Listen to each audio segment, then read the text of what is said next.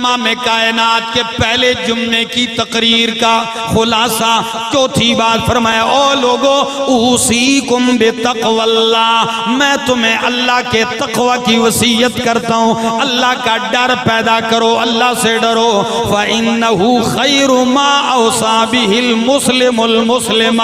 لوگو تقوی ایسی بہترین چیز ہے کہ جس کا ایک مسلمان دوسرے مسلمان کو وصیت کرتا ہے۔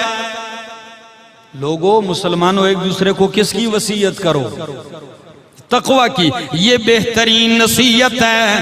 فرمایا ان یحضہ علی الآخرۃ، اور وہ یہ ہے کہ ایک مسلمان دوسرے مسلمان کو برانگیختہ کرے، ابارے، ترغیب دے آخرت کی تیاری پر۔ وان یامرہ بتقوی اللہ، اور ایک مسلمان کو چاہیے کہ دوسرے کو تقوی کا حکم دیتا رہے، اللہ کے ڈر کی تلقین کرے۔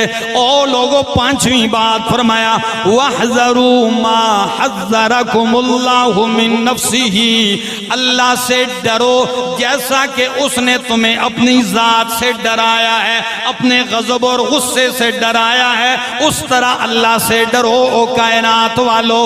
فَإِنَّ تَقْوَى اللَّهِ لِمَنْ عَمِلَ بِهِ عَلَى وَجَلٍ وَمَخَافَةٍ مِّن رَبِّهِ، پس بے شک تقوی اللہ کا ایسی چیز ہے جس نے تقوی پر عمل کیا اللہ کے ڈر اور خوف کے ساتھ، تو فرمایا یہ تقوی ایسی چیز ہے، تقوی پر عمل کہ عون صدق علی ما تبغون من امر الآخرہ، یہ اللہ کی سچی مدد ہے جو تم چاہتے ہو آخرت کے معاملے میں۔